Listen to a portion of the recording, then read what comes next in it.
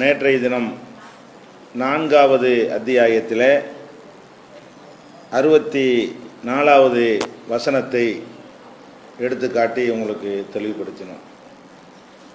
அந்த வசனத்தில் என்ன இருக்குது என்று சொன்னால், ஒலவ் அன்னகும் இல்லலமும், அவர்கள் அநியாயம் செய்துவிட்டு ஜாவுக்க நபியே உங்களிடத்திலே அவர்கள் வந்து ஒஸ்தகுபருள்ளாக அல்லாஹ்விடத்திலேயும் அவர்கள் பாவ மன்னிப்பு தேடி ஒஸ்தகுபர லகுமுர் ரசூலு தூதராகிய நீரும் அவர்களுக்கு பாவ மன்னிப்பு தேடுவீர்களே, ஆனால் ல வஜதுல்லாஹ தவ்வாபர் ரஹீமா, அல்லாஹுவை மன்னிக்கக்கூடியவனாகவும் அளவற்ற அருளாளர் நிகரற்ற அன்புடையவனாகவும் அவர்கள் காண்பார்கள்.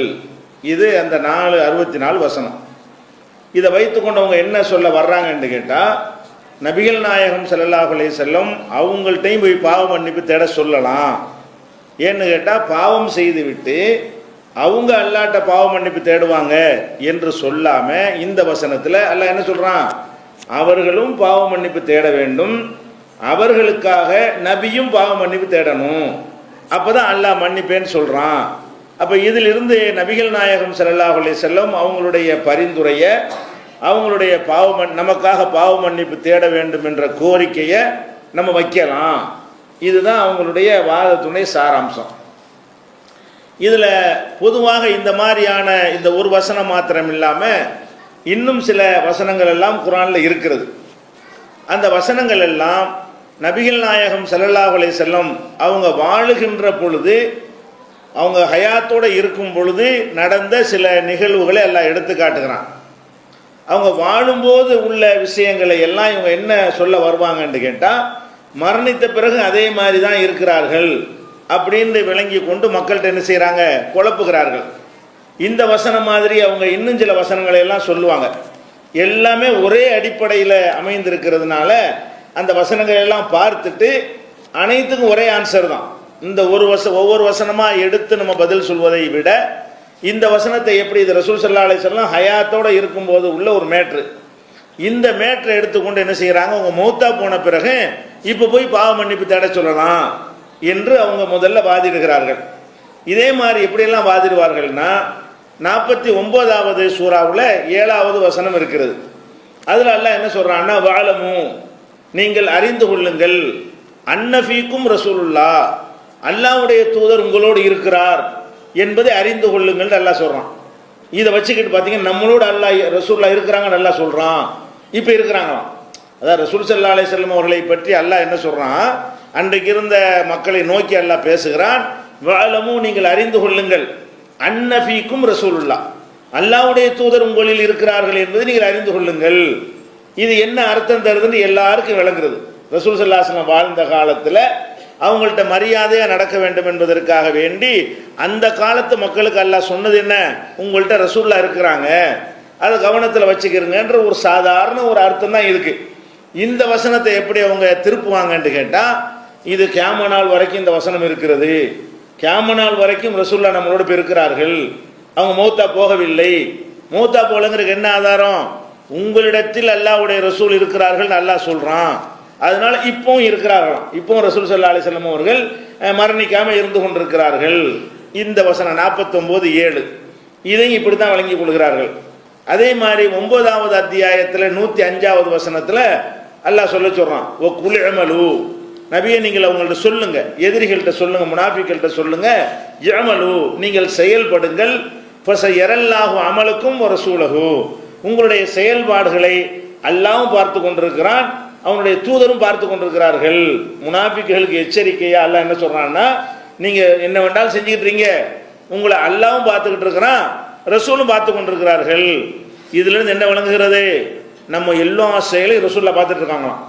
ஏன்னா அல்லாஹ் அப்படி சொல்லிட்டான்ல, முனாஃபிக்குகளை பார்த்து என்ன வேண்டாலும் செய்யடா, உன்னை நாங்கள் கவனிச்சுட்டு தான் இருக்கிறோம், அல்லாஹ்வும் கவனிச்சுக்கிட்டு இருக்கிறான், ஜனாதிபதியாக இருக்கக்கூடிய ரசூல் ஸல்லல்லாஹு அலைஹி வஸல்லம் அவர்களும் கவனித்து கொண்டிருக்கிறார்கள் என்று அவங்களுக்கு ஒரு எச்சரிக்கையாக வந்த ஒரு வசனம். இதுக்கு எப்படி இவர்கள் வியாக்கியானம் கொடுக்குறாங்கன்னு கேட்டால், ரசூல் ஸல்லல்லாஹு அலைஹி வஸல்லம் அவர்கள் நம்முடைய எல்லா செயல்களையும் இன்றைக்கு வரைக்கும் உலகத்தில் என்ன ஏது நடந்தாலும் சரி அவங்க பார்த்து கொண்டே இருக்கிறார்கள். ஆதாரம் என்ன, 9:105 9:105 என்ன அல்லாஹ் சொல்கிறான், உங்களுடைய அமல்களை அல்லாஹ்வும் ரசூலும் பார்த்து கொண்டிருக்கிறார்கள். அதே மாதிரி 3:101 இருக்குது. இதே மாதிரி தான் அதுவும் இருக்கும். கைஃப தக்ஃபுரூன, நீங்கள் எப்படி அல்லாஹ்வை நிராகரிக்கிறீர்கள், வஅன்தும் துத்லா அலைக்கும் ஆயாத்துல்லாஹி, உங்கள் மீது அல்லாஹ்வுடைய வசனங்கள் ஓதி காட்டப்படுகிறது, வஃபீக்கும் ரசூலுஹு, உங்களிடத்தில் அல்லாஹ்வுடைய ரசூல் வேற இருந்து கொண்டிருக்கிறார்.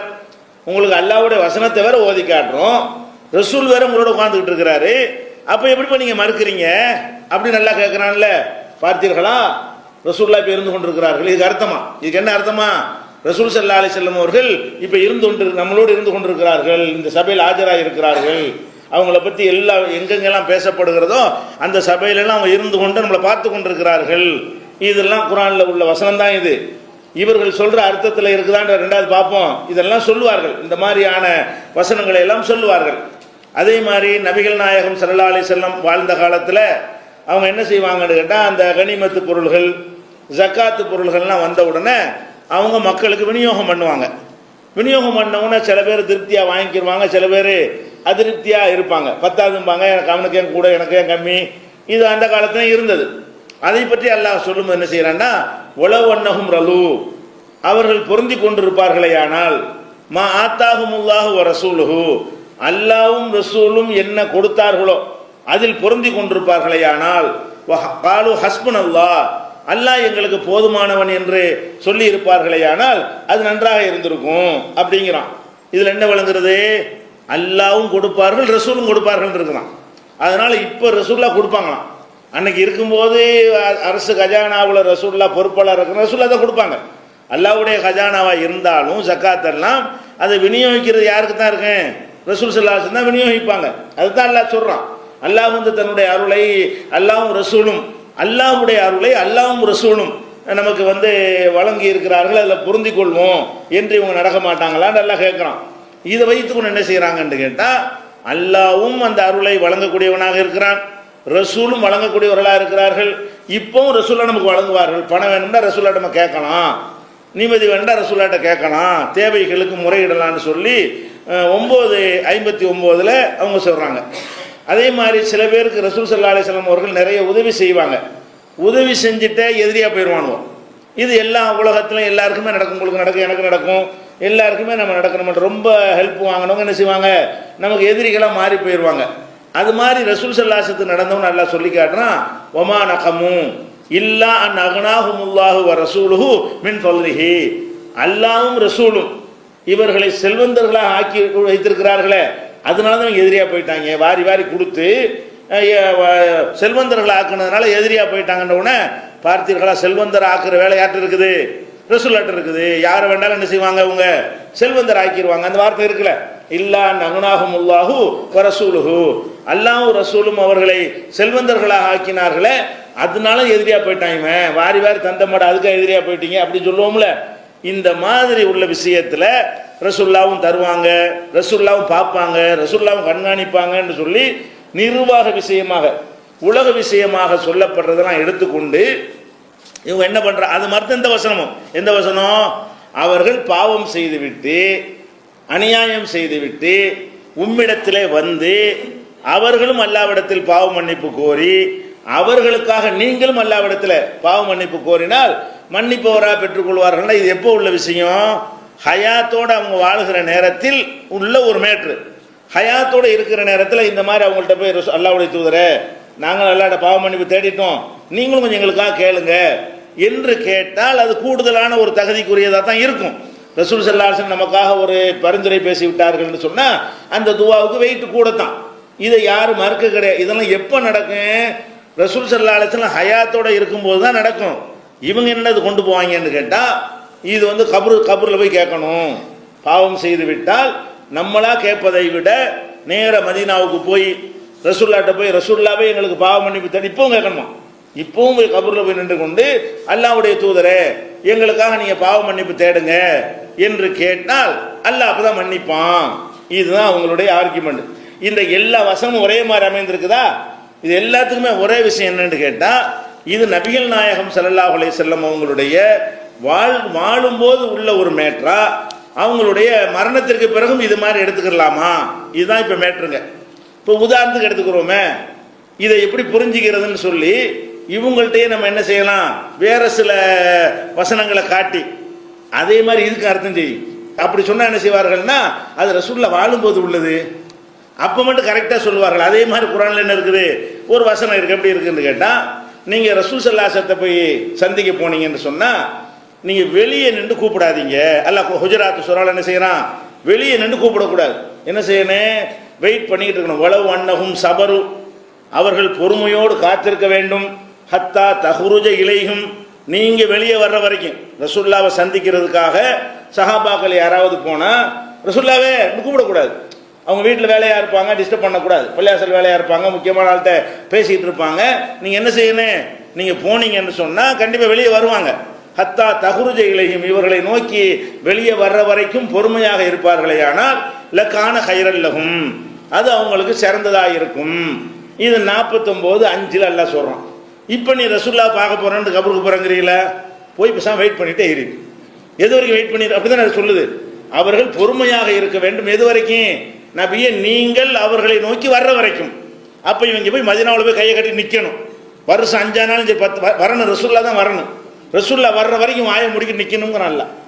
அப்போ இப்படி சொன்ன இதெல்லாம் ஹயாத்தோட உள்ளும், எப்படி இதுக்கு பதில் எப்படி வரும், இதெல்லாம் ரசூலுல்லாஹ் ஹயாத்தோட இருக்கும்போது உள்ள விஷயம் வாங்க. அட இதுவும் அதுதானப்பா. இது மாதிரி எவ்வளோ வசனங்கள் இருக்குது, அழகா அழகா அல்லாஹ் சொல்றானா இல்லையா. வலவ் அன்னஹும் சபரு ஹத்தா தஹ்ருஜ இலைஹிம், முகமது நபியை நீங்க வெளியே வர்ற வரைக்கும் அவங்க வெயிட் பண்ணி கொண்டு தான் இருக்க வேண்டும். அப்படி இருந்தால் அது அவர்களுக்கு சிறந்ததாக இருக்கும் நல்லா சொல்றானா. இது 49:5 இருக்கிறது. அதே மாதிரி இன்னொரு வசனத்தில் எல்லாம் என்ன சொல்றான்னு கேட்டா, அதாவது கனிமத்து பொருள் இருக்கு. போர்க்களத்தில் கனிமத்து யுத்தத்துக்கு போகிறோம், அதில் போர்க்களத்தில் எடுத்துக்கொண்ட பொருள்களை பங்கிட்டு கொடுக்கணும். கொடுக்கும்போது என்ன செய்யணும்னு கேட்டால், ரசூலுக்கு ஒரு பாகம் அதில் இருக்குது குர்ஆனில். எஸ்அலூனக அனில் அன்ஃபால், போர்க்களத்திலே கைப்பற்றப்படுகின்ற பொருளை பற்றி அவர்கள் உங்களிடத்தில் கேட்கிறார்கள். குல் அல் அன்ஃபாலு லில்லாஹி வலிர் ரசூல், கனிமத்து பொருட்கள் அல்லாவுக்கும் ரசூலுக்கும் உரியது, இன்னும் போரில் பங்கெடுத்தவங்களுக்கும் உரியதுன்னு வருது. இப்போ போர் நடக்குமே ஆனால், ரசூலுல்லாஹ் காலத்துக்கு பிறகு போர் நடக்குமே ஆனால், அப்போ ரசூலுல்லாஹ்க்கு ஒரு பங்கை கொண்டு யார்கிட்ட கொடுக்குறது? இப்போ ரசூலுல்லாஹ் கொடுக்க சொல்லி இருக்குதுல்ல, இதுக்கு என்ன சொல்லுவாங்கன்னா, இது அதுக்குன்னு ஒரு பங்கை ஒதுக்கி வைக்கணுமா. போர்க்களத்தில் எடுக்கக்கூடிய பொருள்களை விநியோகம் பண்ணும் பொழுது நபிகள் நாயகம் ஸல்லல்லாஹு அலைஹி வஸல்லம் கொடுங்கன்னு அல்லாஹ் சொல்றானே. அப்போ சொன்னால் என்ன செய்யணும், நம்ம எடுத்து வச்சிடணுமா இல்லையா. அப்போ ரசூலுல்லாஹ்வுக்கு அபூபக்கர் எடுத்து, அதெல்லாம் எத்தனை பல கோடி சேர்ந்துருக்கும். அப்படி இருந்தால் ரசூலுல்லாஹ் காலத்திலேருந்து ஒவ்வொரு கலீஃபாக்கள் காலத்திலையும் நடந்த யுத்தங்களும் அதில் கைப்பற்ற பொருள்களும் ரசூலுல்லாஹ்வுக்கு ஸ்டோர் பண்ணி வச்சிருந்தாங்கன்னு வைங்க, ரசூலுல்லாஹ்வுக்கு எடுத்து வச்சிருந்துங்கிறாங்க. அப்படி வைக்கணும்னு சொன்னால் என்னவாயிரும், பல்லாயிரம் கோடி ரூபாய்கள் அதுக்குன்னு தனியாக சேமிப்பில் இருந்து கொண்டே இருக்கணும். அப்படி எந்த கலீஃபா அது எடுத்து வச்சாங்களா, அதுதான் சட்டமா, அப்படி தான் எடுத்து வைப்பீங்களா என்று கேட்டால், இதெல்லாம் ஹயாத்தோடு இருக்கும்போது உள்ளதுங்க. அப்போ இது ஹயாத்தோடு உள்ளது, அது மட்டும் என்னதுன்னா உங்கள்கிட்ட வருவாங்க, நீங்கள் கொடுப்பீங்க. என்ன ஹயாத்தோட மௌத்துக்கு பிறகு தான் ஒன்றும் இல்லைன்னு சொல்லியாச்சே, மரணத்திற்கு பிறகு எல்லாம் முடிந்து விட்டது என்று சொல்லியாச்சு. செலவாத்தை கூட எனக்கு கேட்க இயலாது, வானவர்கள் எனக்கு எத்தி வைப்பார்கள் என்று சொல்லியாச்சு. அவங்களுக்கு பிறகு என்னென்னலாம் இந்த மக்கள் மாறி போயிட்டாங்கன்னு மறுமையில் கேட்கும் பொழுது எனக்கு அது தெரியாது என்று ரசூலுல்லாஹ் சொல்லுவாங்க என்பதற்குரிய ஆதாரங்களை எல்லாம் காட்டியாச்சு.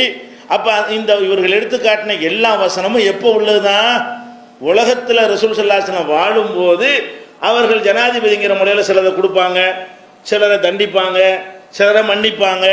அதுகளை எல்லாம் எடுத்து சொன்னான்னு சொன்னால், ஓகே இது ரசூலுல்லாஹ் வாழும்போது உள்ள ஒரு விஷயம்னு எடுத்துக்கொள்ளாம இப்போ உயிரோடு இருக்காங்கண்டா இது வரைக்கும் நம்ம எடுத்து வைத்த அந்த சான்றுகள்லாம் என்ன பண்ணுறது இப்படின்னு வழங்குறது இல்லை. அதே மாதிரி ஒரு வதந்தியை கலப்புறாங்கன்னு வைங்க, ஒரு கலவர பிரச்சனை, பீதியான நேரத்தில் எப்படி நடக்கணும்னு எல்லாம் சொல்லி காட்டுறோம். என்ன செய்யணும், பீதியான நேரத்தில் உங்கள்கிட்ட ஒரு தகவல் கிடைச்சின்னு சொன்னால் நீங்கள் பாட்டு ஆளாளுக்கு பரப்பி விட்டுறாதீங்க, அதை ரசூலுல்லாஹ்ட்ட போய் சொல்லுங்கிறான்ல. பீதியான நேரத்தில் ஒரு தகவல் கிடைச்சுன்னா என்ன செய்யணும், நீங்களா பரப்பி விட்டு போயிடக்கூடாது. யார்கிட்ட கொண்டு சொல்லணும், இப்போ ரசூலுல்லாஹ்ட்ட எப்படி போய் சொல்லுவோம். இப்போ ஒரு கலவரம் நடந்து போச்சு, மண்ணடியில் ஒரு கலவரம், இந்த நியூஸை யார்ட்டையும் சொல்லக்கூடாது. என்ன செய்யணும், ரசூலுல்லாஹ்க்கு ஃபோன் போடுவியா, எஸ்எம்எஸ் அனுப்புவியா, நேராக உடனே மதீனாவுக்கு கிளம்பி போய் அங்கே நின்றுட்டு போய் சொல்லுவியா? அப்படி சொன்னால் இங்கே உள்ள மக்களுக்கு அது எப்படி அது ஹெல்ப்பாக இருக்கும். அல்லாஹ் என்ன சொல்கிறான், ஒய்தா ஜாஹும் அம்ரும் மினல் அம்னி அவில் ஹௌஃபி, பாதுகாப்பு அச்சுறுத்தல் சம்பந்தமான செய்தி இவருக்கு கிடைக்குமையானால் அதாவு பிஹி, அதை பரப்பி விடுகிறார்கள். ஒலவ் ருத்தூஹி இல ரசூலி, இந்த செய்தியை ரசூலிடத்தில் அவர் கொண்டு சென்றிருப்பார்களே ஆனால், உலில் அம்ரி மின்ஹும் அவர்கள் அதிகாரம் படைத்தவர்கள்ட்ட கொண்டு சென்றிருப்பார்களே ஆனால், அலிம உள்ளதீன எஸ்தம்பித்துனஹு அதை ஆய்வு செய்யக்கூடியவர்கள் சரியான முறையில் அறிந்திருப்பார்கள். கண்ட ஆள்கிட்டையும் பரப்பி விட்டீங்கன்னு சொன்னா அந்த சமூகத்துக்கு நன்மை தராது. ஒரு கலவர நேரத்தில் கிடைக்கிற தகவலை எல்லாம் பரப்பி விடாம அதுக்குண்டு உள்ள ஆட்கள்கிட்ட சொல்லணும்னு சொல்லும் போது ரசூலுல்லாஹ் அல்லாஹ் அதை சொல்றான். இது ரசூல் ஸல்லல்லாஹு அலைஹி வஸல்லம் ஹயாத்தோட இருக்கும்போது அவங்கள்ட்ட போய் சொல்ல முடியுமா? இப்ப சொல்ல முடியுமா? இப்ப பிரச்சனைலாம் வந்துச்சுன்னா நம்ம யார்ட்டும் சொல்லாது, ரசூலுல்லாஹ் போய் சொல்லிட்டு வந்துருவோம். ரசூலுல்லாஹ் சொன்னா ரசூலுல்லாஹ் என்ன செய்வாங்க? வருவாங்களா? அதை உனக்கு அந்த தீர்வு அந்த அனலைஸ் பண்ணி இது உண்மை பொய்ன்னு மக்களுக்கு சொல்லணும் சொல்லுவாங்களா? உனக்கு வழி நடத்துவாங்களா? இன்னென்ன மாதிரி செய்யணும் இப்போ ஆர்டர் பண்ணுவாங்களா? அப்போ இதுக்கெல்லாம் என்ன செய்வாங்க? இதெல்லாம் அவங்க ஹயாத்தோடு இருக்கும்போது உள்ள இதெல்லாம் கரெக்டாக சொல்லுவாங்க. இது 483 இருக்குது. இதெல்லாம் ரசூல் ஸல்லல்லாஹு அலைஹி வஸல்லம் அவர்கள் ஹயாத்தோட இருக்கும்போது உள்ளது அப்படிம்பாங்க. அதே மாதிரி ரசூல் ஸல்லல்லாஹு அலைஹி வஸல்லம் அவர்கள் உங்களை அழைத்தால் உடனே போயிடணும். குர்ஆன்ல ஒரு கட்டளை இருக்குது. ரசூல் ஸல்லல்லாஹு அலைஹி வஸல்லம் அவர்கள் நீங்கள் ஒரு வேலையில் ஈடுபட்டிருக்கேன்னு வைங்க, உடனே ரசூலுல்லாஹ் கூப்பிட்டாங்கன்னா என்ன செய்யணும்? அந்த வேலையை விட்டுட்டு உடனே போகணும். ரசூலுக்குன்னு ஒரு தனியான ஒரு அந்தஸ்து என்னன்னு கேட்டால் அவங்க அழைச்சிட்டாங்கன்னா போயிட வேண்டியதுதான். இது அல்லாஹ் குர்ஆன்ல சொன்னான், யா அய்யுஹல்லதீன ஆமனு நம்பிக்கை கொண்டவர்களே, இஸ்தஜீபு லில்லாஹி வலி ரசூல் அல்லாஹ்வுக்கும் ரசூலுக்கும் நீங்கள் பதில் கொடுங்கள். இதா தஆக்கும் ரசூல் உங்களை அழைப்பார்களே ஆனால் லிமா யுஹ்யீக்கும் உங்களுக்கு வாழ்வு தரக்கூடிய ஒரு பிரச்சனைக்காக ரசூல் உங்களை அழைப்பார்களே ஆனால் உடனே என்ன செய்யுங்க? நீங்க ரசூலுடைய அழைப்புக்கு பதில் கொடுங்க அப்படின்னு அல்லாஹ் சொல்லி காட்டுறான் 8:24. இப்போ ரசூலுல்லாஹ் உன்னை அழைப்பாங்களே, என்ன யார் இதுவரை 14 நூற்றாண்டு யாரும் அழைச்சி யாரா போயிருக்கீங்களா? இது நியாயப்படுத்துகிற யாரையாவது ரசூலுல்லாஹ் கூப்பிட்டுருக்காங்களா?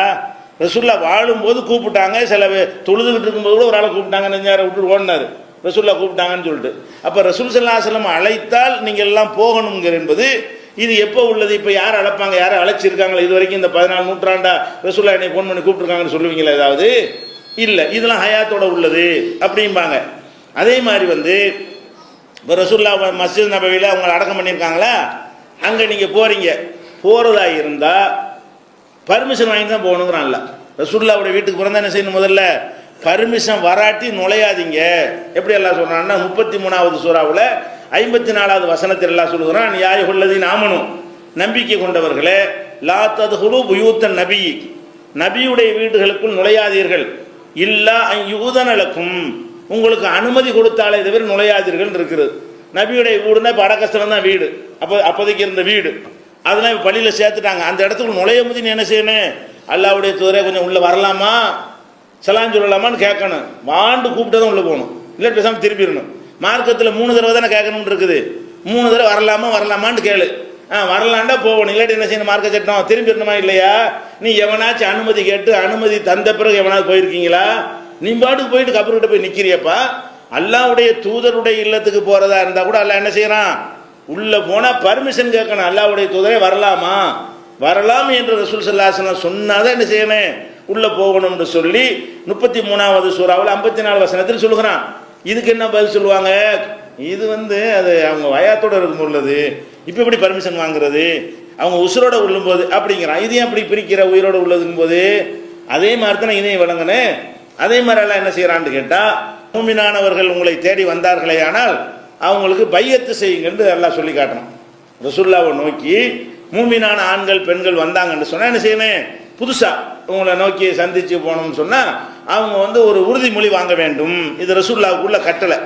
யாரெல்லாம் ரசூல் ஸல்லல்லாஹு அலைஹி வஸல்லம் புதுசாக பார்க்க போகிறாங்களோ அவங்கள்ட்டெல்லாம் என்ன செய்வாங்க? ரசூல் ஸல்லல்லாஹு அலைஹி வஸல்லம் நாங்கள் இப்போ திருட மாட்டோம், அல்லாஹ் மட்டும் வணங்குவோம், குழந்தைகளை கொல்ல மாட்டோம், விபச்சாரம் பண்ண மாட்டோம், திருட மாட்டோம், அவதூறு சொல்ல மாட்டோம்னு இந்த மாதிரி ஒரு 7-8 மேட்டர்களை சொல்லி நபிகள் நாயகம் ஸல்லல்லாஹு அலைஹி வஸல்லம் உறுதிமொழி வாங்கி இருக்கிறாங்க, வாங்கணும்னு எல்லாம் சொல்கிறான். யாயுஹன் நபியு நபியே, இதா ஜாக்கல் மூமினாத்து மூமினான பெண்கள் உங்களிடத்தில் வருவார்களே ஆனால் யுபாயிஅனக உங்கள்கிட்ட பையத்து செய்வதற்காக உறுதிமொழி எடுப்பதற்காக வருவார்களே ஆனால் அலா அல்லாஹ் யுஸ்ரிக்ன பில்லா அல்லாஹ்வுக்கு இணை கற்பிக்க மாட்டோம்னு உறுதிமொழி எடுக்க போனாங்கன்னு வைங்க, நீ அவங்கள்ட்ட பையத்து செய்யின்னு நல்லா கட்டளையிடுறான். இப்போ நம்ம என்ன செய்யணும்? போய் நின்றுட்டு ரசூலுல்லாஹ்வே பெண்கள்லாம் போயிடணும், ரசூலுல்லாஹ்வே உறுதிமொழி எடுக்க வந்திருக்கோம். இப்போ ரசூலுல்லாஹ்வுடைய கடமை என்ன? உறுதிமொழி எடுக்க வெளியே வரணும். உறுதிமொழி எடுத்தாலும் என்ன செய்யணும்? வெளியே பேசணுமே. இல்லாத மாதிரி அவங்க சில வார்த்தைகளை அவங்க சொல்லித்தரணும். நம்ம என்ன செய்யணும்? அதை திருப்பி சொல்லணும். தான் பையத்துங்கிற உறுதிமொழி எடுக்கணும்ல. அப்படி ரசூலுல்லாஹ் விடுமுறை யாராவது எடுத்திருக்காங்களா? எடுப்பாங்கங்கிறியா? இப்போ கூட்டிகிட்டு போய் காட்டுறியா? யாரையாவது கூப்பிட்டு போமா? புதுசாக இஸ்லாத்துக்கு ஒருத்தங்க சேர வர்றேன்னு சொல்கிறாரு, அவர்கிட்ட எப்படி ரசூலுல்லாஹ் உறுதிமொழி எடுப்பாங்க? அதெல்லாம் ஹயாத்தோட உள்ளது. அதுக்கு மட்டும் பதில் ஹயாத்தோடு இருக்கும்போது, ரசூல்லா உயிரோட வாழும்போது இப்படி நடந்து கொள்ளணும், ரசூல்லா இல்லாமல் இருக்கும்போது எப்படி பையத்து எடுக்கிறது அப்படின்னு கரெக்டாக அதுக்கு மட்டும் பதில் சொல்கிறாங்க. அதே மாதிரி என்ன இருக்குன்னு கேட்டால், இப்போ அல்லாஹ் குர்ஆனில் ஒரு கட்டளை இடுறான், நம்ம பேசுகிறோம், பேசும் பொழுது ரசூல்லாவுடைய சத்தத்துக்கு மேலே நம்ம சத்தத்தை ஒசத்தக்கூடாதுன்னு இருக்குது. குர்ஆனில் என்ன இருக்கு? லா தர்ஃபு அஸ்வாத்தக்கும் ஃபௌக சௌத்தின் நபி, 49வது சூறாவில் 2வது வசனத்தில் எல்லாம் சொல்லி காட்டுகிறான், நபியுடைய சத்தத்துக்கு மேலே உங்கள் சத்தத்தை ஒசத்தாதீங்க. இப்போ இதை எப்படி நான் கடைப்பிடிக்கிறது? இப்போ நபியுடைய சத்தத்துக்கு மேலே ஒசத்துறதுன்னா, நபியுடைய சத்தம் தெரிஞ்சால் தானே அந்த அளந்து பார்த்து தானே அதோட ஒசத்துறதை பற்றி பேச்சு வரேன். இப்போ எப்படி நபியுடைய சத்தம் எது சொல்லி எனக்கு நான் பேசணும். இப்போ இந்த பேசிக்கிட்டு இருக்கிறேன், பொதுவாக எல்லாம் என்ன கட்டளையிட்டு இருக்கிறான், நபியின் சத்தத்துக்கு மேலே நீங்கள் என்ன செய்யக்கூடாது, உங்கள் சத்தத்தை ஒசத்தக்கூடாதுங்கிறான். இப்போ நீங்கள் மதீனாவுக்கு போயிட்டீங்க, மதீனாவுக்கு போய் நபியின் சத்தத்துக்கு மேலே ஒசத்தக்கூடாதுன்னு இருக்குது. அதை எப்படி நான் நபியின் சத்தத்தை கண்டுபிடிக்கணும்? எல்லாருக்கும் அவசியம் ஆகுதில்ல. இப்போ இந்த கட்டளை அமுல்படுத்துவதாக இருந்தால் நபியின் சத்தத்தினுடைய டெசிபல் நமக்கு தெரியணும். அல்ல ஹதீஸில் ஏதாவது இத்தனை டெசிபல் இருந்துச்சுன்னு ஏதாவது இருக்குதா? ரசூல்லாவுடைய அந்த சத்தம் சத்தத்தை அளக்கிறது டெசிபல்னு சொல்லுவான். தண்ணி அளக்க லிட்டருங்கிறான், கனமான பொருள்களை கிலோவில் அளக்கிறான் இல்லையா?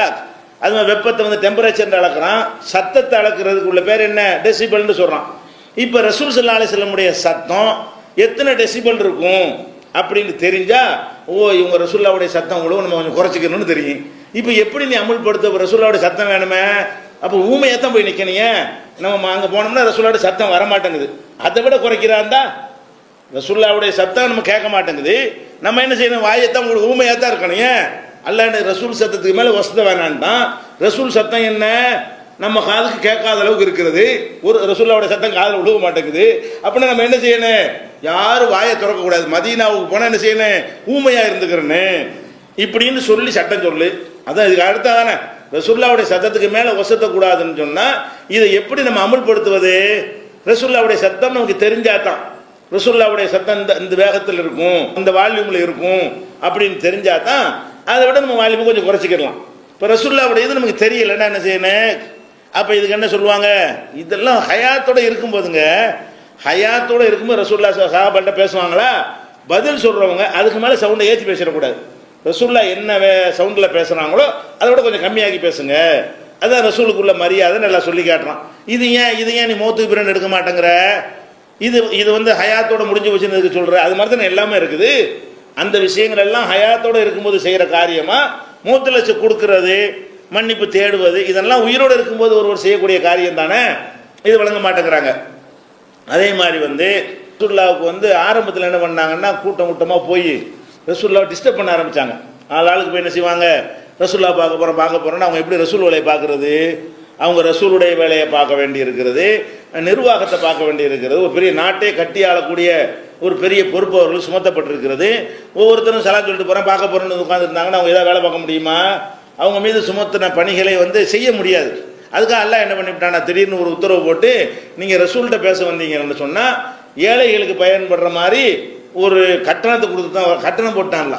ஆரம்பத்தில் என்ன பண்ணிவிட்டான்? கட்டணத்தை போட்டு விட்டான். எப்படி? நீங்கள் ரசூலை பார்க்க வர்றதா இருந்தால் அல்லாஹ் குர்ஆனில் சொல்கிறான், யா அய்யுஹல்லதீன ஆமனு, நம்பிக்கை கொண்டவர்களே, இதா நாஜைத்தும் ஒரு ரசூல்கிட்ட நீங்கள் தனியாக சந்தித்து பேச விரும்பினால் ஃபகத்திமு பைன யதை நஜ்வாக்கும் சதகா, நீங்கள் ரகசியமாக பேசுவதற்கு முன்னாடி ஒரு சதக்காவை ஏழைகளுக்குன்னு, ரசூலுல்லாவுக்கு உள்ள கட்டணம் இல்லை, ரசூலுல்லாஹ்ட்ட கொண்டு ஏழைகளுக்காக இதை வச்சுக்கணும், ஏதாவது கொடுக்கணும். அப்போ ஏழைகளுக்காக எதையாவது கொடுத்துட்டு தான் என்ன செய்யணும்? ரசூலுல்லாஹ்ட்ட பேசணுங்கும் போது சும்மா டிஸ்டர்ப் பண்ணுற ஆளுக்குன்னு வரமாட்டாங்க. தேவையான விஷயமா இருந்தால் தான் வருவாங்க.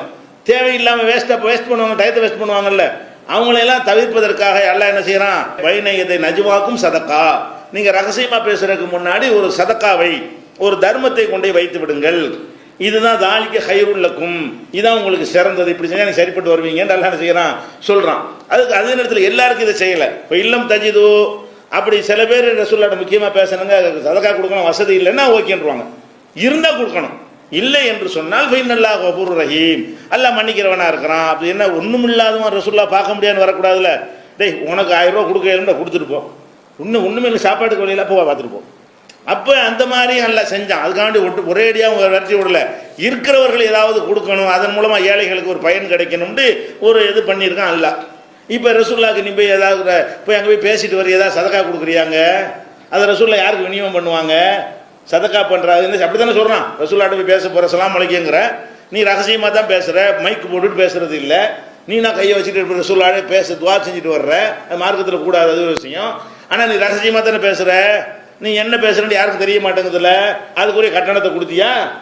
அதை கொடுத்தா ரசூல்லா வந்து சதக்காண்டா ஏழைகளுக்கு சேரணுமே, அதை ரசூல்லா வாங்கினாங்களா? அவன்கிட்ட வாங்கி விநியோகம் பண்ணுறாங்களா? அது செய்யணும்ல கட்டளை இடுறான்னு கேட்டால் அது அவங்க வாழும்போது தான் செய்ய முடியும். இப்போ எப்படி கொடுக்குறது? அதான் இதுவும் நீ சொன்ன எல்லா வசனமும் வாழும்போது உள்ளதா மூத்த பணம் உள்ளதா?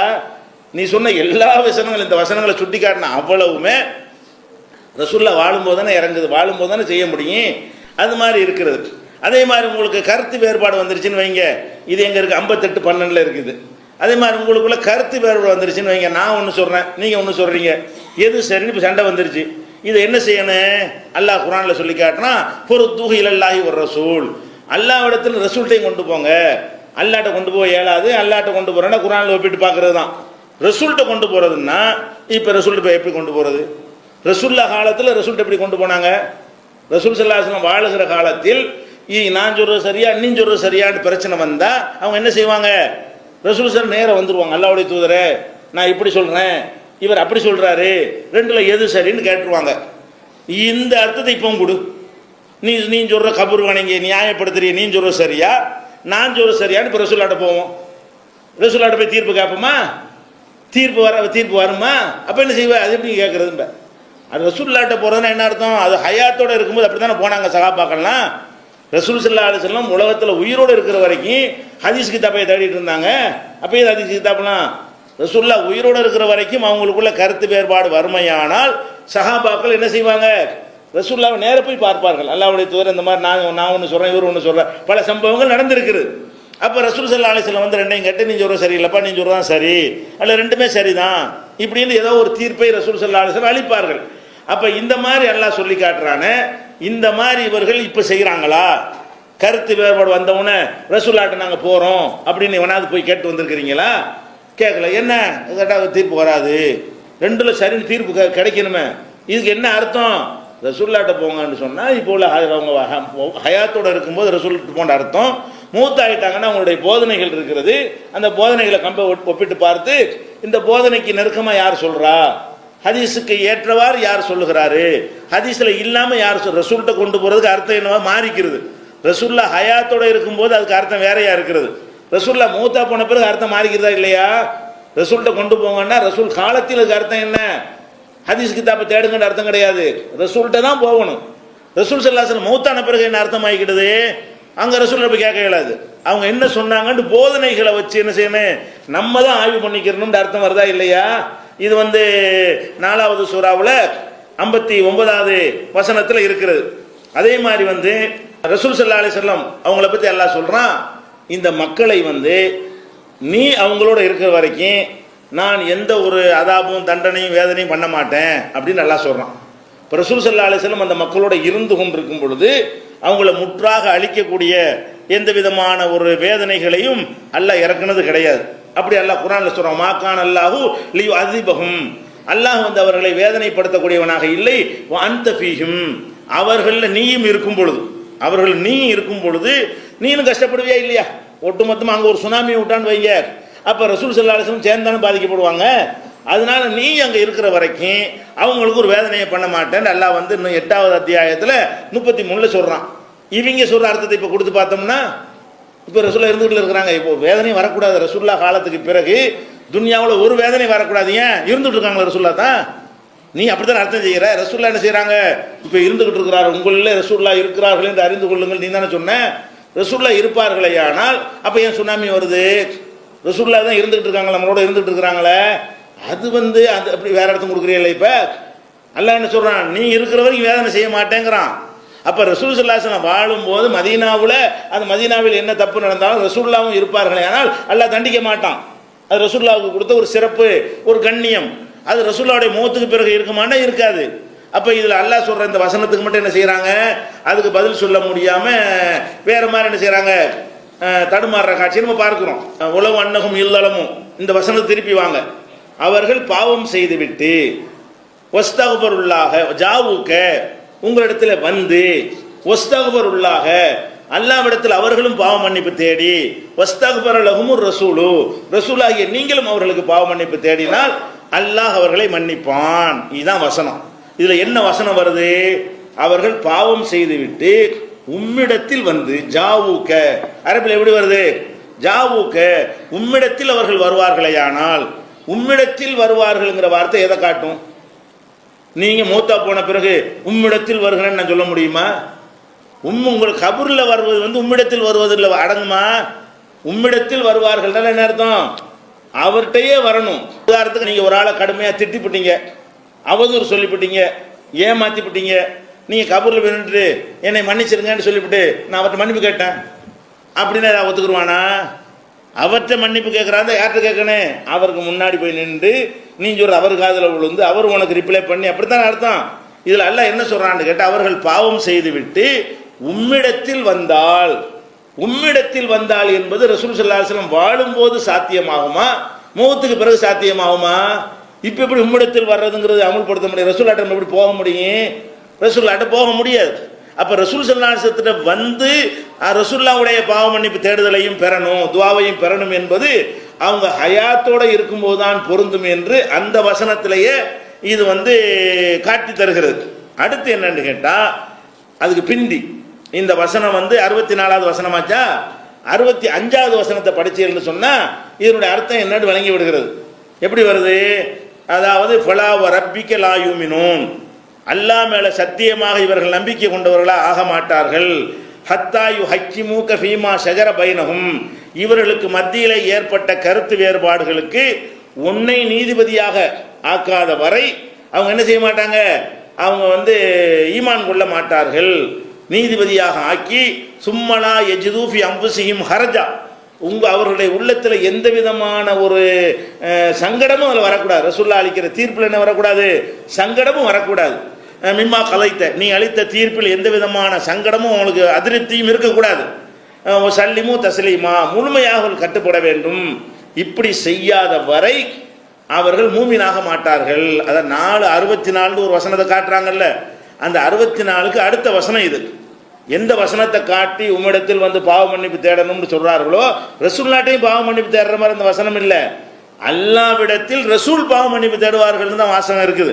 ரசூலுல்லாஹ்ட்ட போய் ரசூலுல்லாஹ் பாவ மன்னிப்பு எங்களுக்கு தாங்கன்னு வசனம் இல்லை.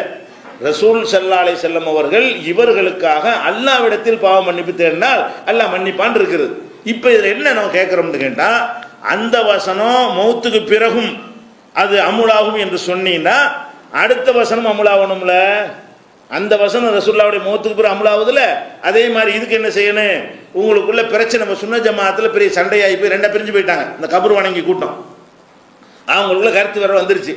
இவங்க யாரை இப்போ நீதிபதி ஆக்கணும்? ரசூலுல்லாஹ் நீதிபதி ஆக்கணும். அப்படி ஆக்கணியா? அப்படிதான் நல்லா சொல்றான்.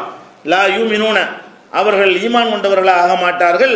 ஹத்தா யுஹக்கிமூக, உன்னை நீதிபதியாக ஆக்குகிற வரை. ஃபீமா ஷஜர பைனஹும், அவங்களுக்கு ஏற்பட்ட கருத்து வேறுபாடு கொண்ட விஷயத்தில் உன்னை நீதிபதி ஆக்கலை ஒத்துக்கிறல என்று சொன்னா அவங்க மூமின் கிடையாதுன்னு நல்லா சொல்லிட்டான். அப்ப இப்ப நமக்கு என்ன சண்டை வந்தாலும் நம்ம யாரை நீதிபதி ஆக்கிக்கிறேன்னு? ரசூலுல்லாஹ்வை தான் நீதிபதி ஆக்கணும். ரசூலுல்லாஹ்வே நேராக புறப்பட்டு போய் இதுக்கு ஏதாவது ஒரு பைசா சொல்லணும், உட்காந்துட வேண்டியதான். ரசூலுல்லாஹ்வுடைய தீர்ப்பு வர்ற வரைக்கும் என்ன செய்யணும்? வெயிட் பண்ணிட்டு இருக்கணும். அப்படி எவனாச்சும் நடக்கிறானா? இது கேட்டா என்ன செய்யறான்? இது இப்படி ரசூலுல்லாஹ்ட்ட போய் தீர்ப்பு இப்படி கேட்கறது? மூத்தா போயிட்டாங்கல்ல, இந்த 65 மூத்தா போயிட்டாங்க, 64 மூத்தா போலங்கிறான். 65வது வசனத்தில் மூத்தா போயிட்டாங்கிறான், 64வது வசனத்தில் இல்லை இருந்துகிட்டு இருக்கிறாங்கிறான். அப்போ 60 ஒரே மாதிரி தானே ரெண்டையும் வழங்கணும். இந்த மாதிரி இதையும் செஞ்சு காட்டுறா. ரசூலுல்லாஹ்வை நீதிபதி ஆக்குறா. உங்களுக்குள்ள கொடுக்கல் வாங்கல் இத்தனை பஞ்சாயத்து இருக்குது, அதுக்கெல்லாம் ரசூலுல்லாஹ் போய் ஜட்ஜாக்கி வை, ரசூலுல்லாஹ்வுடைய தீர்ப்பு வாங்கிட்டு வந்து தான் நாங்கள் முடிவு செய்வோம். கோர்ட்டுக்கும் போக மாட்டோம், போலீஸுக்கும் போக மாட்டோம், அடிச்சுக்கிறவும் மாட்டோம். ரசூலுல்லாஹ் தீர்ப்பு சொல்ற வரைக்கும் வெயிட் பண்ண போகிறோம். நாங்கள் அங்கே போய் அங்கே முற்றுகையிட போகிறோம் ரசூலுல்லாஹ்வுடைய கபரன்னு சொல்லி முற்றுகையிட்டு அவங்க வாயினால தீர்ப்பு வாங்கிட்டு வா. அப்போ மட்டும் என்ன செய்யறான்? அது எப்படிங்க தீர்ப்பு வாங்குறது? ரசூலுல்லாஹ் அடக்கம் பண்ணிட்டோம், எப்படி நம்ம தீர்ப்பு வாங்குறது? அவங்க எப்படி தீர்ப்பு சொல்லுவாங்க? அது வேற ஹயாத்தில் இருக்கிறாங்க, இந்த ஹயாத் இல்லையே, அது வேற மாதிரியான ஹயா. அதான் நாங்கள் சொல்றோம், வேற மாதிரி ஹயாத் இருக்கும்போது எப்படிப்பா நீ அவங்கள்ட்ட போவ? அவங்க எப்படி உனக்காக எல்லாட்ட பாவ மன்னிப்பு தேடுவாங்க? ரெண்டு அடுத்தடுத்த வசனம் தானே. பிந்தின வசனத்துக்கு ஒரு அர்த்தத்தை செய்யறான், முந்தின வசனத்துக்கு ஒரு அர்த்தம் செய்யறத பார்க்கிறோம். இன்னும் சொல்ல போனால் இந்த வசனமே யாருக்கு சொல்லுதுன்னு கேட்டா, இது முனாஃபிக்குகளுக்காக சொல்ற ஒரு வசனம். இந்த வசனம் எது சம்பந்தமா உள்ளது? இது மூமின்கள் மேற்றே இல்லை. முனாஃபிக்குகள் தான் வந்து இந்த மாதிரி ரசூல்லா நம்ம மன்னிப்பு கேட்டால் நம்ம அல்லாஹ் நேரடியாக மன்னிச்சிருவான். நமக்கு வந்து ரசூல்லா மன்னிப்பு கேட்கணும் அவசியம் கிடையாது. எத்தனை வசனங்கள் இருக்கிறது. நேற்று கூட நம்ம சொன்ன முந்தா நாள் கூட யா இபாதி அல்லதீன அஸ்ரஃபு அலா அன்ஃபுஸிஹிம், தங்களுக்கு தாங்களே அநீதிழைத்து விட்ட எனது அடியார்களே, லா தக்னுது மின் ரஹ்மத்தில்லாஹ், எனது அருளில் நம்பிக்கை இழந்து விடாதீர்கள், இன்னல்லாஹ யக்ஃபிரு துனூப ஜமீஆ, எல்லா பாவத்தையும் நான் மன்னிப்பேங்கிறான் அல்லாஹ். நீங்கள் ஒரு பாவம் செய்தீர்களே ஆனால் ரசூல் ஸல்லல்லாஹு அலைஹி வஸல்லம் வாழுகிற காலமாக இருந்தால் கூட அதுக்கு போய் ரசூலுல்லாஹ்வை நீங்களும் எங்களுக்காக பாவ மன்னிப்புக்கு தேடுங்கள்னு கேட்க வேண்டிய அவசியம் இல்லை. கேட்டால் கேட்கலாம், கேட்கறது ஷரத்து கிடையாது. நீங்களா போய் கேட்டால் கேட்கலாமே தவிர ரசூல் ஸல்லல்லாஹு அலைஹி வஸல்லம் உங்களுக்காக பாவ மன்னிப்பு கேட்காம நீங்களாகவே அல்லாஹ்விடத்தில் பாவ மன்னிப்பு கேட்டீர்களே ஆனால் அதை அல்லாஹ் மன்னிப்பான். நம்முடைய பாவத்தை மன்னிப்பதற்கு ரசூலுல்லாவும் நம்மளை மன்னிப்பு கேட்கணும், நமக்காக மன்னிப்பு கேட்கணும் என்பது நிபந்தனை இல்லை. இதை விளங்கிக் கொள்ள வேண்டும். இது எதுக்கு உள்ள விஷயம்னு கேட்டால் அந்த முழு வசனத்தையும் பார்த்தீங்கன்னு சொன்னால் இது முனாஃபிக்குகள் என்ன பண்ணுறாங்கன்னு கேட்டால் ரசூல் ஸல்லல்லாஹு அலைஹி வஸல்லம் அவங்களோட ஒரு பிரச்சனை வரும் பொழுது அவங்கள வந்து ஜட்ஜாக ஏற்றுக்கிறாம, நீதிபதியாக ஏற்றுக்கிறாம எதிரிகள்கிட்ட மூமெண்ட் வேஷம் போட்டுக்கிட்டான். மூமெண்ட் வேஷம் போட்டானா யார்கிட்ட தீர்ப்புக்கு வரணும்? ரசூல்லாட்ட வரணும். அவங்களுக்குள்ள எந்த விவகாரம் வந்தாலும் யார்கிட்ட வரணும்? வெளிப்படையாக மூமெண்ட் தானே சொல்லிக்கிட்டான். நமக்கு அல்லாஹ்வுக்கும் அறிவிச்சு கொடுத்தனால ரசூல்லாவுக்கும் தெரியும். ஆனால் அந்த முனாஃபிக்குகள்லாம் முஸ்லீம்கள் சமுதாயத்தில் ஒருவனாத்தானே இருந்தான். அவன் என்ன செய்கிறான்னு கேட்டால் அவங்களுக்குள்ள ஒரு பிரச்சனை வந்த உடனே அதாவது தாகூத் என்ற தீய சக்திகள்கிட்ட போய் அதுக்கு தீர்ப்பு கேட்கிறார்கள். அதை நிராகரிக்க வேண்டும் என்று அவர்களுக்கு சொல்லப்பட்டு இருந்தது. அல்லாவின் பக்கம் வாங்க, ரசூலின் பக்கம் வாங்க என்று கூப்பிட்டோம்னு சொன்னால் அதை வந்து புறக்கணித்து ஓடுகிறார்கள். அந்த வசனம் தொடர்ச்சியாக வாசிக்கிறேன் 60ல் இருந்து. இது 64வது வசனம். இவர்கள் வாதமாவை எடுத்து வைக்கக்கூடியது 64வது வசனம். அந்த 64 ஆதாரமாக காட்டினாங்கன்னா 65 எடுத்துக்கிறங்க. 60லேருந்து வாங்க, 60 to 65 படிச்சீங்கன்னு சொன்னால் இவர் இது என்ன மேட்ருங்க தெளிவாக உங்களுக்கு கிளியர் ஆயிரும். 60லேருந்து எல்லாம் என்ன சொல்லிட்டு வர்றான்னு கேட்டால் முனாஃபிக்குகள் இருக்கிறார்கள், அவங்க வந்து நடிக்கிறாங்க, மூமின்களில் ஒரு கூட்டம் மாதிரி உங்கள்கிட்ட வந்து காட்டிக்கிறாங்க. பிரச்சனை வந்துச்சுன்னு சொன்னால் அவங்கள்ட்ட எதிரிகள்கிட்ட போய் யூதர்கள்ட்ட போய் என்ன செய்கிறாங்க, அவங்கள்ட்ட போய் இந்த நடுவர்கள் ஆக்கி நீங்கள் தீர்ப்பு சொல்லுங்க அப்படின்னு அவங்கள்ட்ட பிரச்சனை வரும்போது மட்டும் ரசூலுல்லாஹ்வுடைய தீர்ப்பை ஏற்றுக்கிறாம அங்கே போயிடுறாங்க. இந்த மாதிரி வந்து அல்லாஹ்வுக்கும் இவங்க இப்போ துரோகம் செய்திருக்கிறார்கள், ரசூல்கிட்ட நடித்ததுனால ரசூலுக்கும் துரோகம் செஞ்சிருக்கிறார்கள். அப்போ அல்லாஹ்ட்ட மட்டும் பாவ மன்னிப்பு தர பத்தாது, ஏன் ரசூலை ஏமாத்திருக்கான். ரசூல் ஸல்லல்லாஹு அலைஹி வஸல்லம் வாழுகிற காலத்தில் நாங்கள் உங்களை சேர்ந்த ஆளுக்கு தாண்டி ஏமாத்தின காரணத்தினால அவன் அல்லாட்டையும் மன்னிப்பு கேட்கணும், ரசூல்லாட்டையும் கேட்கணும். இப்போ ரசூல்லா மனம் குளிர்ந்து அல்லாஹ் இவனை மன்னிச்சிருன்னு சொல்லணுங்க. ரசூல் ஸல்லல்லாஹு அலைஹி வஸல்லம் அவர்களை ஏமாத்திருக்க மூமின்னு சொல்லி ஏமாத்திருக்கான்ல, ரசூல் ஸல்லல்லாஹு அலைஹி வஸல்லம் ஏமாத்திருக்காங்கள அவனை நம்பி. அந்த மாதிரியான ஒரு தோரணையில் எல்லாம் சொல்லிட்டு வரும் பொழுது தான் இவர்கள்னு சொல்வது யாரை குறிக்குது? 60வது வசனத்தில் இருந்து முனாஃபிக்குகள் வந்து ரசூல்லாட்ட வராம அவங்களுக்குள்ள விவகாரங்கள் வரும்போது யூத குருமார்கள்ட்ட போய் கேட்டாங்க இல்லையா, அதை கண்டிக்கிற விதமாக எல்லாம் சொல்லிட்டு தான் இவர்கள் அங்கே போகாம உங்கள்கிட்ட வந்து இந்த பிரச்சனை வந்த உடனே உங்கள்கிட்ட வந்து அல்லாஹ்வுடைய தெரியாமல் செஞ்சுட்டோன்னு சொல்லி அல்லாட்ட அவனு மன்னிப்பு கேட்டு நீங்கள் எங்களுக்காக அல்லாட்ட மன்னிப்பு கேளுங்கன்னு உண்மையும் மன்னிப்பு கேட்க வைத்து அப்படி செய்திருப்பார்களே ஆனால் அவர்களை நான் மன்னிச்சிருப்பேன். இவங்க அப்படி செய்யாதனால இவங்களுக்கு மன்னிப்பு இல்லை என்று இது யாரை பற்றி சொல்கிறது? முனாஃபிக்குகளுக்கு தான் இந்த கண்டிஷன். மூமின்களுக்கு இந்த கண்டிஷன் கிடையாது. எந்த கண்டிஷன்?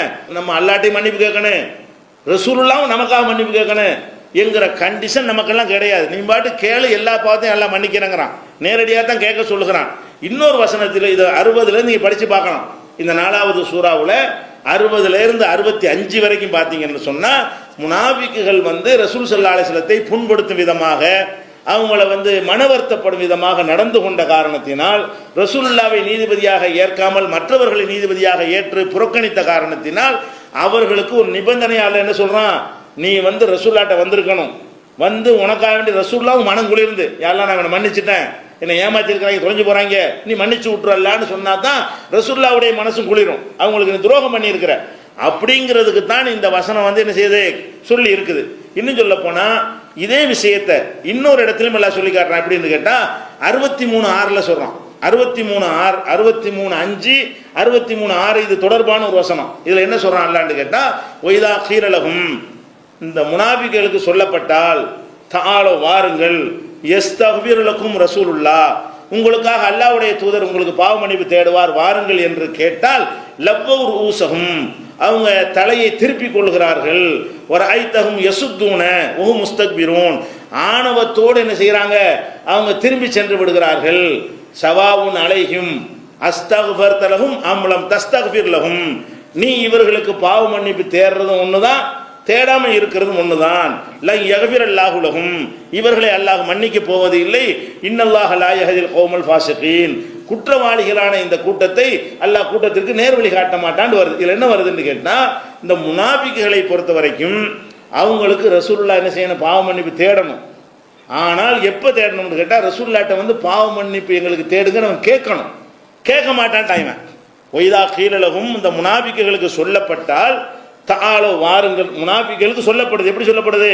தஆலோ வாருங்கள், யஸ்தக்ஃபிர் லக்கும் ரசூலுல்லாஹ், உங்களுக்காக வேண்டி அல்லாஹ்வுடைய தூதர் பாவ மன்னிப்பு தேடுவார், ரசூல் உங்களுக்கு பாவ மன்னிப்பு தேடுவார், நீங்க வாங்கன்னு கூப்பிட்டா லவ்வூர் ஊசம், தலையை திருப்பி கொள்கிறார்கள். அது ஒத்துக்கிற மாட்டேங்கிறான். ஒத்துக்கிறாம இருக்கும்போது அவனுக்கு நீ பாவ மன்னிப்பு தேடினாயானால் நான் ஏத்துக்கிற முடியாது, உன்னையும் புண்படுத்தி இருக்கிறதுனால நீனும் அவங்களுக்கு பாவ மன்னிப்பு தேடணும் அப்படின்னு சொல்லி இந்த வசனத்துல நீ பாவ மன்னிப்பு தேடினாலும் மன்னிக்க மாட்டேன், தேடாட்டாலும் மன்னிக்க மாட்டேன். காரணம் என்னன்னு கேட்டா, அவன் முகத்தை திருப்பிக்கிட்டான். நீ பாவ மன்னிப்பு தேடுறேன்னு சொல்லி கூப்பிடும் பொழுது மாட்டேன்னு சொல்லிவிட்டான் அப்படின்னு அல்லாஹ் வந்து 63:5-6 சொல்றான். அதே மாதிரி தான் இந்த வசனத்தில் என்ன சொல்றான், அவங்க வந்தார்களே ஆனால் நீ மன்னிப்பு தேடு, அதுல வராட்டி மன்னிப்பு இல்லைங்கிறான். இந்த வசனத்துல 4வதுல 60லேருந்து 65 வரைக்கும் என்ன சொல்றான்னு கேட்டா, இந்த முனாஃபிக்குகள் உன்னிடத்துல வந்து அவன் அல்லாஹ்ட்ட பாவ மன்னிப்பு தேடிவிட்டு, அல்லாஹ்வுடைய தூதரை எங்களுக்காக நீங்களும் பாவ மன்னிப்பு தேடுங்க என்று உங்களுடைய துஆவையும் கேட்டார்களே ஆனால் அவர்கள் அல்லாஹ் மன்னிப்பான். அந்த முனாஃபிக்குகளுக்கு தான் அவர்கள் மன்னிப்பதற்கு நிபந்தனையாக்குறான் அல்லாஹ். இதை முஸ்லீம்களுக்கு மூமின்களுக்கு இது ஒரு நிபந்தனை இல்லை. எது நிபந்தனை இல்லை? நம்மளும் அல்லாஹ்ட்ட கேட்கணும், ரசூலுல்லாஹ் நமக்காக கேட்கணும், அந்த அர்த்தம் இல்லைங்கிற ரெண்டையும் இணைச்சா வழங்குதா? அதான் 63:5-6 இருந்தும் 4:60லேருந்து 65 வரைக்கும் ரெண்டையும் இணைத்து பார்த்தோம் என்று சொன்னால், முனாஃபி ரெட்ட வேஷம் போடுற எவனா இருந்தாலும் அவன் ரசூல் ஸல்லல்லாஹு அலைஹி வஸல்லம் ஏமாத்தின காரணத்தினால் அவன் அல்லாஹ்ட்டையும் மன்னிப்பு கேட்கணும், ரசூலுல்லாஹ்ட்ட ஏமாத்தினதுக்காக வேண்டி ரசூலுல்லாஹ்ட்டை நீங்க எங்களுக்காக துஆ செய்யுங்க என்று அவன் கோரிக்கை வைக்கணும். இது கண்டிஷன். இவங்க சொல்ற அர்த்தப்படி வச்சோம்னா, அப்போ ஒருத்தன் பாவம் செஞ்சான்னு வைங்க, இப்போ இங்கே உள்ள ஏழைக்கெல்லாம் மன்னிப்பே கிடைக்காது. ஏன்?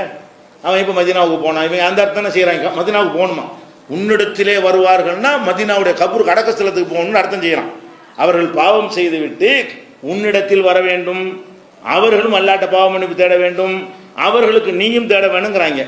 இப்போ இந்த உலகத்தில் உள்ள ஏழை பாலைக்கெல்லாம் பாவ மன்னிப்பு கிடைக்குமா? எவ்வளோ பேர் பாவம் செய்கிறோம், நம்ம அல்லாஹ்ட்ட பாவ மன்னிப்பு கேட்குறோம், நம்ம எல்லாரும் கபருக்கு போனோமா? ரசூலுல்லாஹ்வுடைய கபூரில் அப்படிலாம் சொல்கிறான், ரசூலுல்லாஹ்ட்ட வரணும்னு அதுக்கு அர்த்தம் என்னவா? ரசூலுல்லாஹ்ட்ட எப்படி இப்போ வர்றது? ரசூலுல்லாஹ்ட்ட வர்றதுன்னா கபருக்கு வர்றது அப்படின்னு அர்த்தம் செய்கிறான். அர்த்தம் செஞ்சு அமுல்படுத்தி காட்டு. அப்போ எவனெல்லாம் அந்த ரசூலுல்லாஹ்ட்ட செலவழிச்சிட்டு போகிறதுக்கு வசதி உள்ளவனாக இருக்கிறானோ அவனுக்கு அதுலையும் எப்போ செய்யணும்? டெய்லி பாவம் செய்யணும், டெய்லி போயிட்டு இருக்கணும். நீ வருஷம் ஒரு தடவை லைஃப்பில் போயிட்டு வந்து அதுக்கப்புறம் செய்கிற பாவத்துக்கலாம். இப்போ இன்னைக்கு நீ பாவம் செய்ய மாட்டியா, நாளைக்கு பாவம் செய்ய மாட்டியா? நீ எப்போ இல்லாமல் பாவம் செய்யும் போது தான் போய்கிட்டு இருக்கணும். அப்போ இவன் என்ன வேலையாக இருக்கணும்? டெய்லி என்ன செய்யணும்? டிக்கெட் எடுத்து வச்சு உட்காந்துட்டே இருக்கணும். ஒரு பாவம் செஞ்சோட உடனே மதீனாவுக்கு ஓடி போயிடணும். போய் அல்லாஹ் யாரெல்லாம் என்னை மன்னிச்சிரு, ரசூலுல்லாவே எங்களுக்கு அல்லாஹ்ட்ட மன்னிப்பு கேளுங்க, இப்படி தான் செய்யணும். இந்த வசனத்தை நீ அமுல்படுத்துறியா? நீ என்ன அர்த்தம் செய்கிறியோ அதுலையாவது உண்மையாக இருக்கணுமா இல்லையா? நீ தான் அர்த்தம் செய்கிற. என்ன அர்த்தம் செய்கிற? நாம் அல்லாஹ்ட்ட நம்ம மட்டும் கேட்டால் பத்தாது, ரசூலுல்லாஹ்ட்ட நம்ம போக வேண்டும், ரசூலுல்லாஹ் வந்து நமக்காக பாவ மன்னிப்பு தேட வேண்டும், அதுக்கு பிறகுதான் அல்லாஹ் மன்னிப்பான்ட்டு இந்த ஆயத்துக்கு அர்த்தம் கொடுத்தாயானால் அப்போ ஒவ்வொரு மனுஷன் என்ன செய்யணும்? ஏழைகளுக்கு சாத்தியமே படாது. பணக்காரனையும் பெரிய பெரிய பணக்காரன் சாத்தியமா டெய்லி போகிறதுக்கு, டெய்லி போயிட்டு போயிட்டு வர்றாருந்தா அங்கே போய் குடியேறிடணும், அவனுக்கு மட்டும் தான் சாத்தியமாகும். எப்போ நம்ம பாவம் செய்யலை, ஒரு நாள் பாவம் இல்லாத ஒரு நாள் இருக்குமா? டெய்லி போயிட்டு வர பேசாம என்ன செய்யணும்? வாழ்வதே மதீனா தான். எவன் மதீனாவில் இருக்கிறான்னு அவனுக்கு தான் போயிட்டு பாவம் செஞ்சு போயிட்டு வந்து என்ன செய்ய முடியும்? சாத்தியமாகுமா? அனைவருக்கு சாத்தியமாகுமா? அப்போ நீ சொல்றதை பார்த்தா ஒருத்தன் பாவம் மன்னிக்கப்படாதப்பா. ஒருத்தனுக்கு பாவம் என்னைக்கு போனானா அன்னைக்கு போனவன் மட்டும் இந்த நம்பிக்கை செஞ்சிருந்தான்னா அவன் வாதப்படி அது வரைக்கும் உள்ள பாவம் தான் அவனுக்கு மன்னிக்கப்படும். அதுக்கு பிந்தி வந்து செஞ்சதெல்லாம் அதுக்கெல்லாம் ரசூலுல்லாஹ் போயிருக்க மாட்டானே. அப்போ இப்படி சாத்தியப்படுமா? இப்படி 50 பேர் மதீனாவில் போய் குவிஞ்சா என்ன கதிக்கு ஆகுறது? டெய்லி மதீனாவுக்கு போய் இறங்கினா அவன் போய் முடியும் சாத்தியமாகுமா? இதெல்லாம் இப்படியே மார்க்கம் சொல்லு. ஒரு ப்ராக்டிக்கலாக ஒரு சிந்திச்சு பார்த்தா கூட விளங்கலையே இது கிறுக்குத்தனம் பண்ணுறாங்கன்னு. அப்போ இந்த அர்த்தம் இல்லை. அது பாவம் செய்து விட்டால் நம்ம அல்லாஹ்ட்ட மன்னிப்பு கேட்கணுமே தவிர ரசூலுல்லாஹ்வுடைய கபர்லையும் போய் நீங்களும் எங்களுக்கு மன்னிப்பு கேளுங்கன்னு கேட்கணுங்கிற அர்த்தம் கொடுக்கவே இயலாது. அவனும் கொடுக்கவில்லை. யார் இந்த வசனத்தை வைத்து வாதிடுகிறானோ அவனும் இந்த அர்த்தத்தை வந்து வாழ்க்கையில் கடைப்பிடிக்கிறானா? கடைப்பிடிக்க மாட்டேங்கிறான். அப்போ இந்த மாதிரி வந்து ரசூல் ஸல்லல்லாஹு அலைஹி வஸல்லம் அவர்கள் ஹயாத்தோடு இருக்கும்போது சில ரூல்களை எல்லாம் சொல்லி இருப்பான், சில காரியங்களை சொல்லி இருப்பான். அது வந்து ஹயாத்தோட உள்ளதோட வச்சுக்கணுமே தவிர அவங்க மரணத்திற்கு பிறகும் அதை வந்து பொறுத்துறதுங்கிறது என்ன இருக்காது, பொருந்தாது. இதுதான் இது அனைத்துக்கும் உரிய பதிலாக நீங்கள் வைத்துக் கொள்ள வேண்டும்.